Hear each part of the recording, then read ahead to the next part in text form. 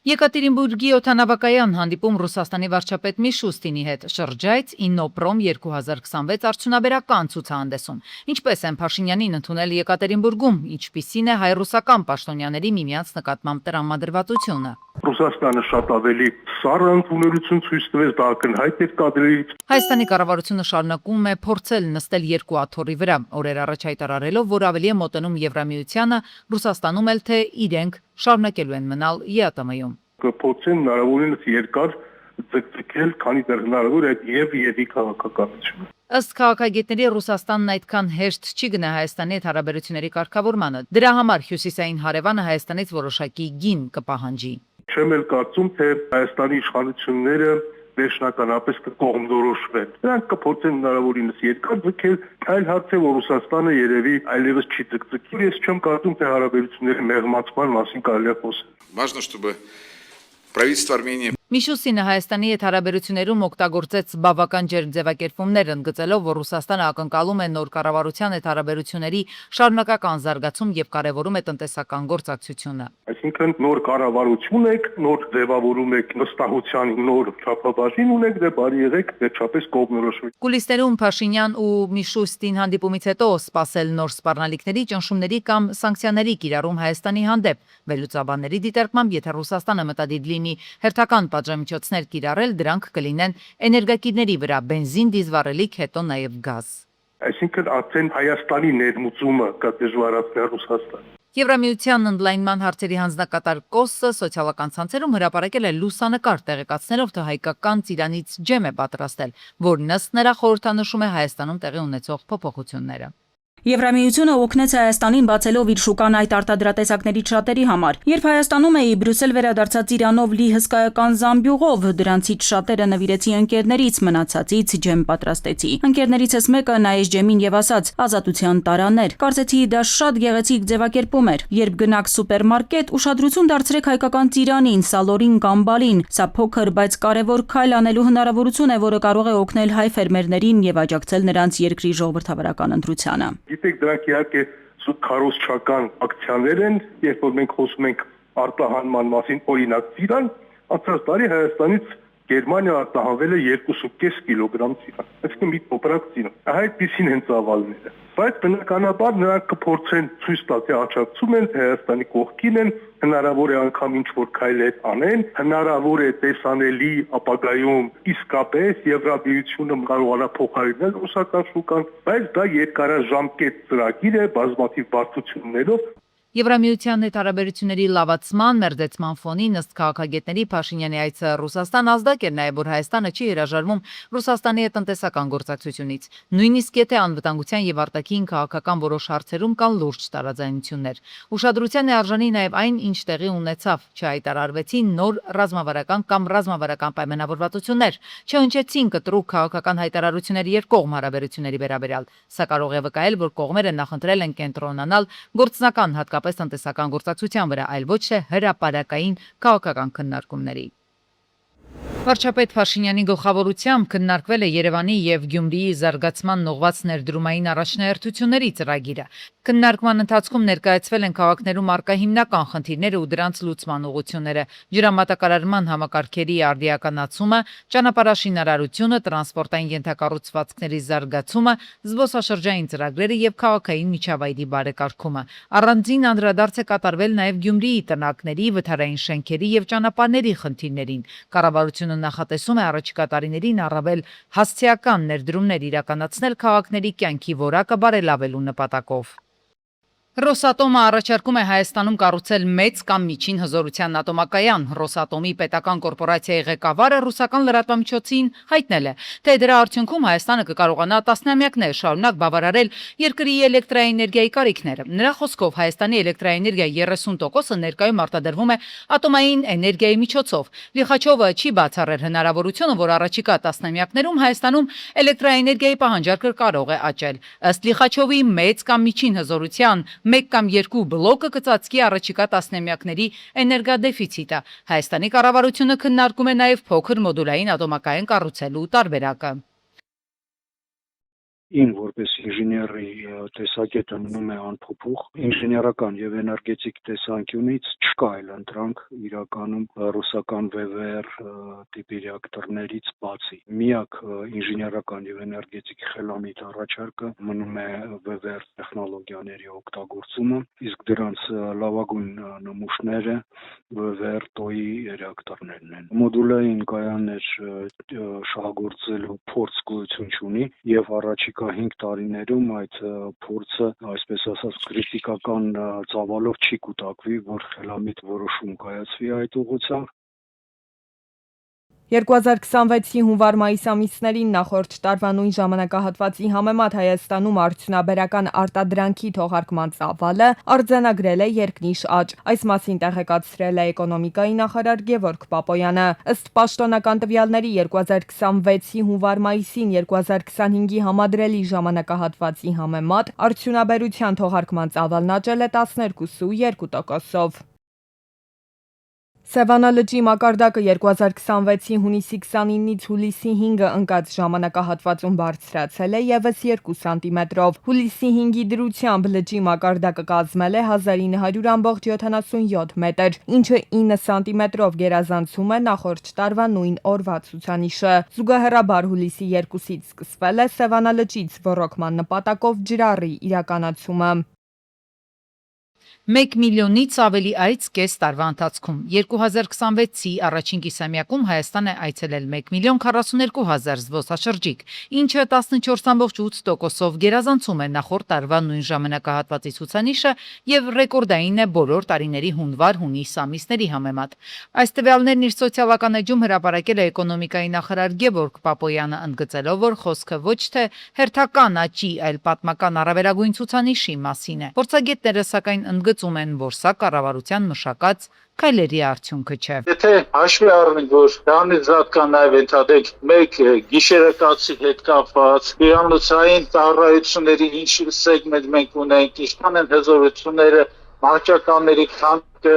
կամ այդ մնացած հարցերը դրա հետ կապված, այստեղ լուրջ խզում կա Մալեզիայից, Ֆիլիպիներից, մարդիկ ովքեր Թայլանդից ովքեր աշխատում են էմիրատներում, չէ, նրանց մեծ մասը իրենց երկրի չեն վերադառնում։ Իրանք գալիս են Հայաստան,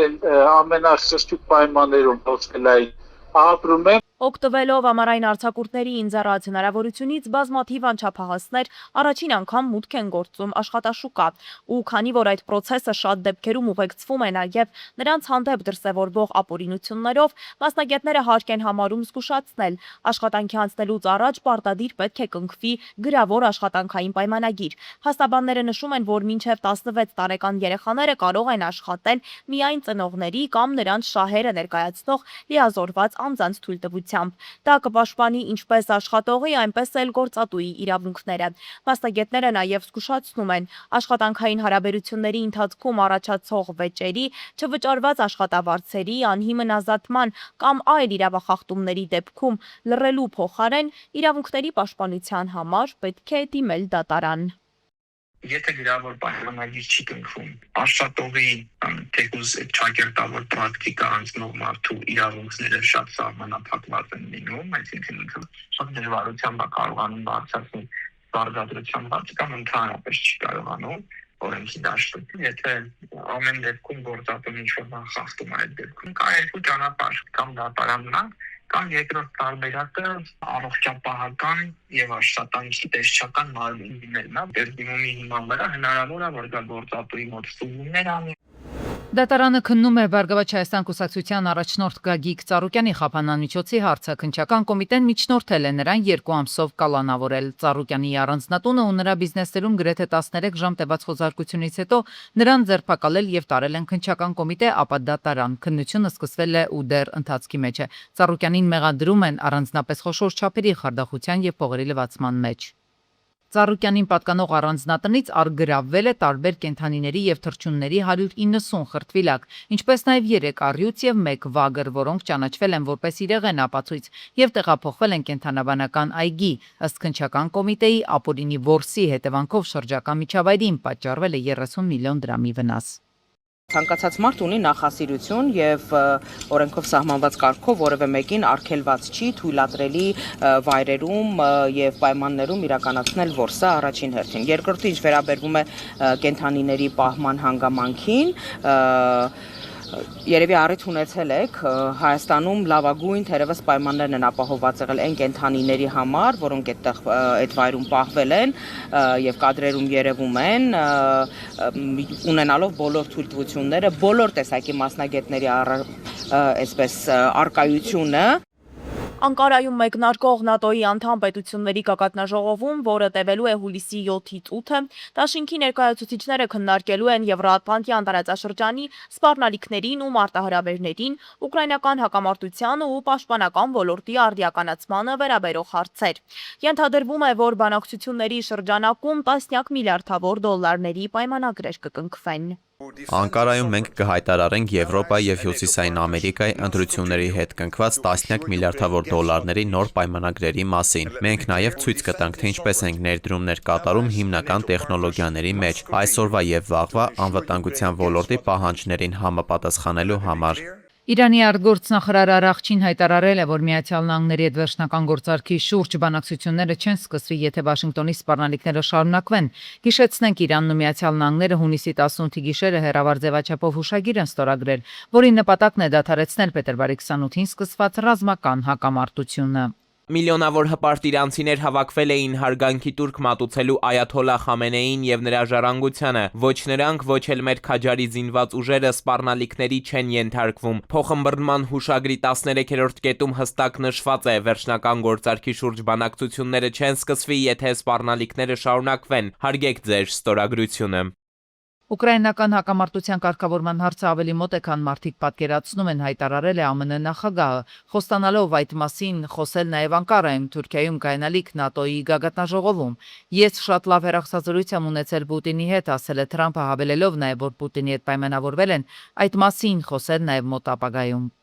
Բալթյան երկրները կրակի հետ են խաղում, թույլ տալով իրենց տարածքն օգտագործել Ռուսաստանի դեմ թշնամական գործողությունների համար։ Այս մասին հայտարարել է Ռուսաստանի Դաշնության փոխարտգործնախարար Միխայիլ Գալուզինը։ Ենթարկվելով ՆԱՏՕ-ական եւ ԵՄ-ական կարգապահությանը եւ ուկրաինական հակամարտության համատեքստում իրենց տարածքը տրամադրելով Ռուսաստանի դեմ թշնամական գործողությունների համար, Բալթյան երկրները կրակի հետ են խաղում։ Նրանք դա լավ գիտեն։ Ավելի վաղ Ռուսաստանի Դաշնության արտաքին հետախուզության ծառայությունը հայտնել էր, որ Ուկրաինայի զինված ուժերի հրամանատարությունը պատրաստվում է նոր ահաբեկչական հարվածների շարք հասցնել Ռուսաստանի թիկունքային մարզերին։ Մասնավորապես Կիևը ծրագրում է անօդաչուներ արձակել Բալթյան երկրներից թռիչքի ժամանակը կրճատելու համար։ Բաքուն բողոքի նոտա է փոխանցել Ադրբեջանում Ռուսաստանի դեսպանին Ուկրաինայի Նիկոլաևի մարզում գործող Սոկար ընկերության բենզալեցակայանի վրա ռուսական ԱԹՍ-ի հարձակման առիթով։ Ադրբեջանի արտգործնախարարության պաշտոնյաները ռուս դիվանագետի հետ հանդիպմանն ընդգծել են, որ չնայած նախազգուշացումներին, նման դեպքերի շարունակականությունը վկայում է հարձակումների նպատակային բնույթի մասին։ Ադրբեջանա-ռուսական հարաբերություններում ճգնաժամ է հասունանում, փորձագետները համոզված են, Բաքու-Մոսկվա շփումներում էական տարաձայնություններ կան, բայց դրանց խորացումը երկու վարչախմբերին էլ այս պահին ձեռնտու չէ։ Ճիշտ ասած, սա երկրորդ դեպքն է։ Կար ջենտլմենական համաձայնություն, որ ադրբեջանական Ադրբեջանի սեփականություն հանդիսացող էներգետիկ օբյեկտները նավթավերամշակման եւ այլն ռուսները չպետք է ռմբակոծեն։ Սա կարող է լինի պատասխան Ուկրաինայի հետ Ալիևյան վարչակարգի որոշակի համագործակցության եւ Ուկրաինային ցույց տվող օգնության դիմաց։ Նյու Ջերսիում փոթորիկի ժամանակ փլուզվել է խանութի տանիքը, այն հեղեղվել է։ Երկու մարդ կարճ ժամանակով մնացել է փլատակների տակ, բայց կարողացել է դուրս գալ։ Չնայած այն հանգամանքին, որ այդ պահին խանութում տասնյակ գնորդներ եւ աշխատակիցներ կային, բարեբախտաբար ոչ մի վիրավոր չի գրանցվել, ըստ Մոնմուտ շրջանի շերիֆի գրասենյակի։ Կրիշտիանո Ռոնալդոն խաղաց վերջին խաղը աշխարհի առաջնություններում Իսպանիան հասավ 2026-ի աշխարհի առաջնության քառորդ եզրափակիչ, որտեղ Միքել Մերինոն ավելացված ժամանակում գոլ խփեց, ապահովելով հաղթանակը Պորտուգալիայի նկատմամբ։ Ռոնալդոն հուզմունքով ավարտեց խաղը։